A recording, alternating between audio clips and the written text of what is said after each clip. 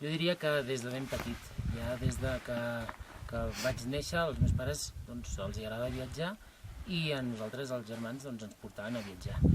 Cada cop més lluny van comprar una autocaravana per anar per Europa, principalment. Llavors vam començar a fer doncs, a França, a Alemanya, ens vam atrevir a Anglaterra, passar el canal de la Mànega, vam arribar fins a Escòcia, i un dels viatges més grans que vam fer, més llargs, va ser justament al Cap Nord, a dalt de tot de Noruega, també amb autocaravana.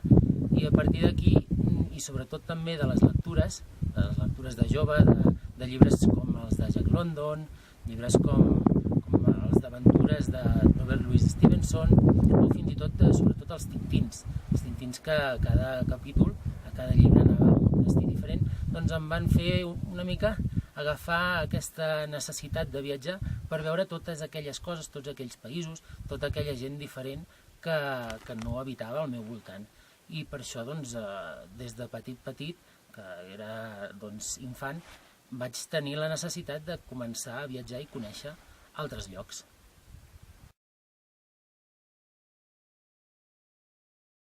Jo diria que el viatge que m'ha marcat més és el primer que vaig fer en solitari. Abans sempre els havia fet acompanyat amb la família o amb amics, i aquest va ser el primer que vaig realitzar realment tot en solitari. Fins i tot no tenia cap planning fet, només tenia el vol d'anada i de tornada, i va ser el viatge que vaig fer a Alaska i al Utah.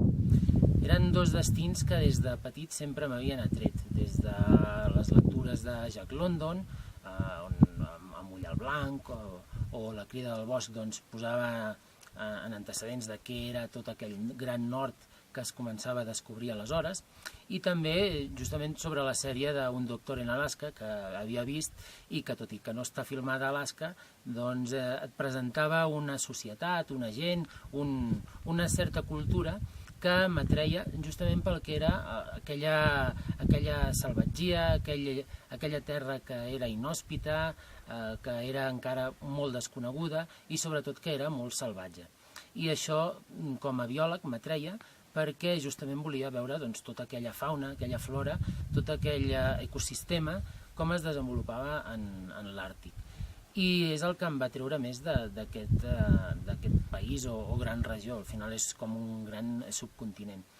I realment com a viatge em va portar moltíssim, perquè va ser el primer que em va fer veure que podia viatjar, que podia fer-ho sol i que em sabia desenvolupar amb tot el que era les necessitats del viatge, tant des d'agafar l'equipament adequat per poder sobreviure en les condicions inhòspites d'aquell terreny, com també, a mesura que s'anava desenvolupant, poder parlar en anglès, conèixer gent, anar traçant la ruta i al final acabar desenvolupant tot un viatge que em va portar moltíssim i que va fer que a partir d'aleshores volgués continuar viatjant d'aquesta manera, entrant molt en profunditat amb tot el que és la història, l'ecosistema en si i sobretot les cultures que anava veient. El que em va treure més també d'Alaska va ser el fet de poder conèixer cultures indígenes, allà en diuen primeres nacions, com els Tlingit, els Haida o fins i tot els esquimals,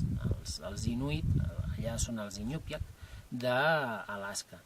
Això va ser per mi una obertura de ment de veure com les diferents persones, les diferents cultures s'han adaptat a uns medis en concret i és el que després, amb els diferents grans viatges que he fet, he volgut anar comprovant, de com les cultures i l'ésser humà ha aconseguit adaptar-se a diferents medis totalment diferents uns dels altres.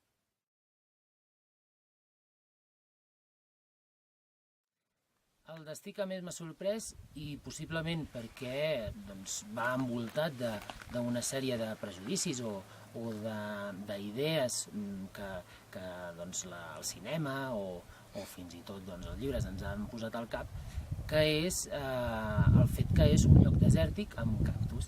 I això és el que pensava jo de Mèxic.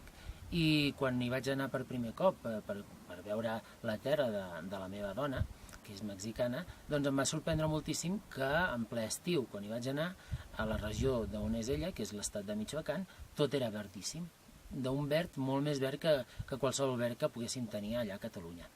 I això va ser com un xoc, perquè jo m'esperava el típic desert amb el cactus i el mexicà allà prenent l'ombra i fent una siesta. I després, a mesura que vaig anar coneixent el país més en profunditat, tant al nord, a Chihuahua, com al sud, a Chiapas o al Yucatán, vaig veure que era un país amb tanta diversitat que mai no pots arribar a classificar un país en concret o una zona amb un sol paisatge o una sola referència. Sempre has de pensar que els països són tan grans i tenen tanta diversitat que segur que hi trobaràs coses i ambients molt diferents. Per exemple, allà a Chihuahua sí que hi ha el desert, però per exemple hi ha un dels grans canyons del món, fins i tot és més gran que el Gran Canyón de Colorado, que és les Barrancas del Cobre, que és molt desconegut. Aquí a Catalunya doncs, no existeix un coneixement d'aquest canyó, i en canvi hi ha un tren que el circula i et permet visitar-lo molt fàcilment. I en canvi a Chiapas, per exemple, que és a l'altra banda oposada de Chihuahua, allà hi trobes una selva totalment verge i plena d'una vegetació exuberant que és totalment contrària al desert de Chihuahua. De manera que els països moltes vegades t'enganyen, i sobretot aquests prejudicis que solem tenir sobre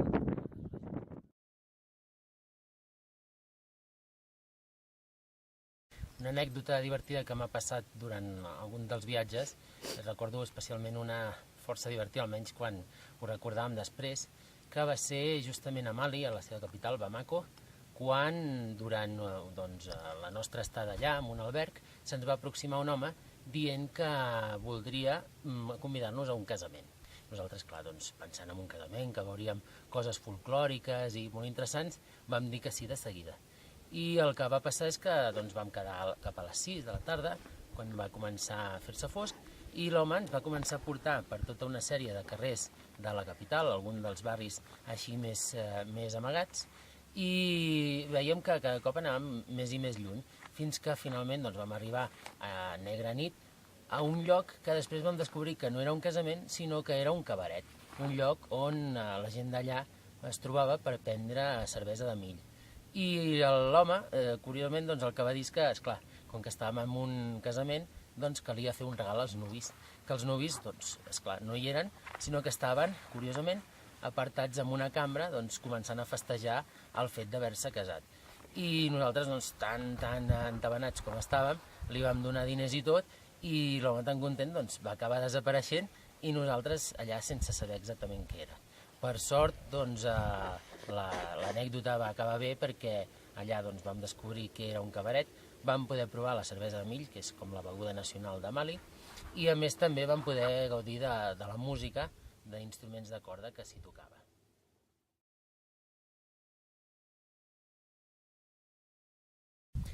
Doncs un cop a les illes Hawaii, concretament a l'illa de Kauai, estava buscant l'indret on s'havia filmat un tros de la pel·lícula En busca de l'Arca Perdida, d'Indiana Jones, i és a l'escena inicial que representa que és Perú, es va filmar allà, a l'illa de Kauai. I hi ha una cascada, que és molt bonica, on la gent aprofita el cap de setmana per anar-s'hi a banyar. I hi ha tota una sèrie de lianes perquè t'hi puguis penjar i anar a caure ben bé just al centre de la bassa, al final de la cascada. I jo tot content, per una banda per ser el que sortia a la pel·lícula d'Indiana Jones i l'altra perquè feia calor i em volia banyar, vaig aparcar el cotxe de lloguer, vaig agafar les meves coses, me'n vaig anar cap allà i vinga, cap a l'aigua, salto, i quan surto després de la caiguda de l'aigua i tot refrescat, me'n recordo que tenia les claus en els pantalons, o sigui el banyador, i a la butxaca, que estava oberta. Miro la butxaca i no hi és. I esclar, tot preocupat perquè era un cotxe de lloguer i les cascades quedaven lluny, no ho tenia a prop. De manera que vaig estar buscant i no va haver-hi manera de trobar-ho. O sigui que al final vaig haver de demanar a algú que em portés fins a l'oficina dels cotxes de lloguer, allà demanar una còpia, tornar a anar amb algú altre i tot això amb el banyador i la tovallola que havia agafat per poder anar-me a banyar. Finalment vaig trobar el cotxe, no li va passar res, tot i que era en un lloc on semblava que molt sovint hi havia robatoris, i vaig poder recuperar totes les coses que tenia dins del cotxe, això sí, havent hagut de pagar una clau a preu d'or.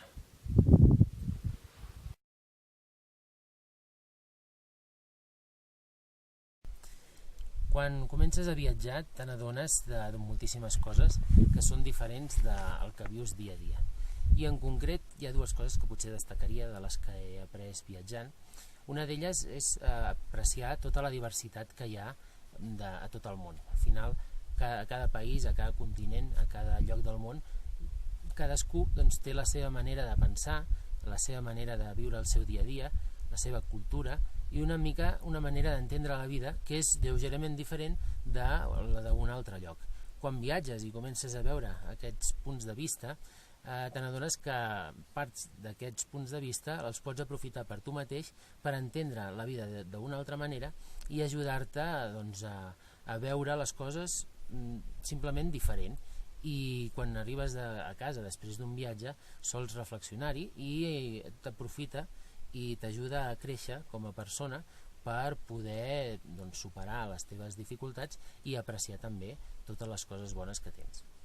I per altra banda també, una de les coses més importants que he après viatjant és que realment hi ha un cert arrelament amb les persones i te n'adones veient-ho i preguntant-ho a la gent, des de gent que viu als oasis dels deserts d'Egipte o als Andes o a Lapònia, qualsevol lloc ben allunyat, te n'adones que quan els hi preguntes si voldrien viure en altres llocs et diuen que no, que allà és casa seva, allà és on han nascut, és on tenen tota la seva història i és on tenen la família. De manera que per més saber que sigui un lloc o una regió, sempre veuràs que hi ha gent que hi viu i viu amb tota la il·lusió i totes les ganes de viure que pugui tenir. O sigui que tots els llocs realment mereixen la pena.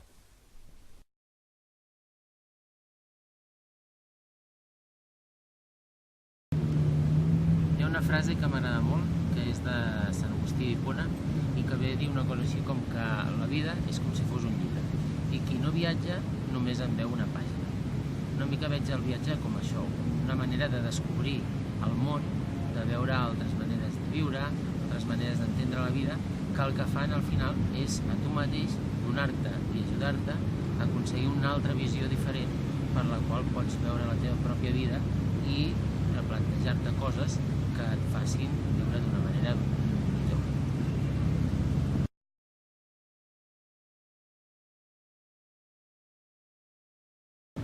De consells pràctics n'hi ha moltíssims.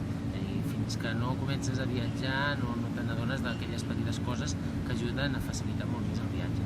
Però, per exemple, un de molt evident és que el viatge en si no és només el viatge, sinó que comença molt abans, comença amb tota la preparació, es manté durant el viatge i sobretot també es continua després, un cop tornes a casa, perquè el que et permet és recordar tot allò que vas estar gaudint durant tot aquell temps i el viatge així s'aprofita molt més. I s'aprofita també molt més si te'l prepares, això és evident. El que passa és que tampoc no pots arribar a l'extrem de preparar-te de manera que no deixis peu una mica a la sorpresa o al fet de variar coses mentre va durant. I un altre consell que també és molt pràctic però és molt difícil de portar a terme és el d'intentar emportar-te les menors coses possibles. Sobretot perquè si vas en plan de motxilla, quan vas carregant-te de coses, al final arribes a un moment en què no pots moure la motxilla. De manera que el millor és replantejar-se molt bé si tot el que ens endurem és necessari o no. I permetre d'aquesta manera poder viatjar d'una manera lleugera i aconseguir gaudir molt més del viatge i no tant dels inconvenients del pes.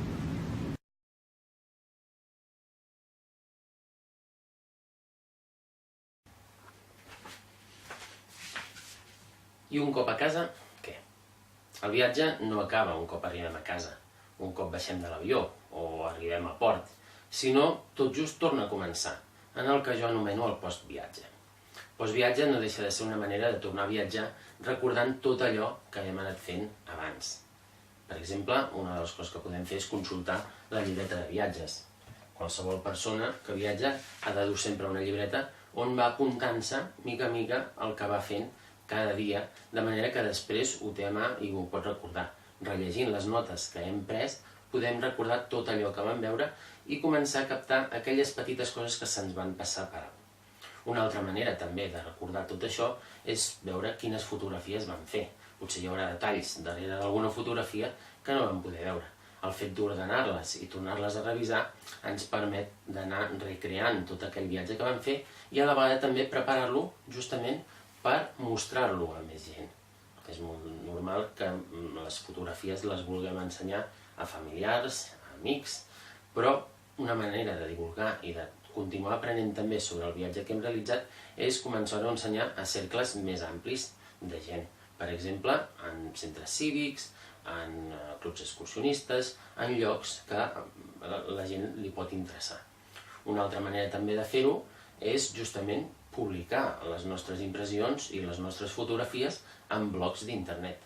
És molt freqüent que els viatgers publiquin a blogs d'internet i fins i tot s'intercanviïn dades a nivell de preparació de propers viatges. És molt probable també que algú que vulgui viatjar a la zona que hem viatjat nosaltres ens faci preguntes i és una manera també de mantenir aquell coneixement del país i a la vegada també ampliar amics i donar a conèixer totes aquelles cultures. Una altra manera encara més elevada de divulgar és intentar publicar allò no a internet sinó en mitjans escrits. Per exemple, en revistes especialitzades de viatge, de cultura, en diaris, etc. D'aquesta manera, tot aquell coneixement que anem adquirint del posterior repàs de la història, la cultura, etc. d'aquell país, ens permet anar creixent personalment i a la vegada també divulgar totes aquelles impressions del país que ens ha agradat visitar. De manera que ja ho sabeu, a divulgar.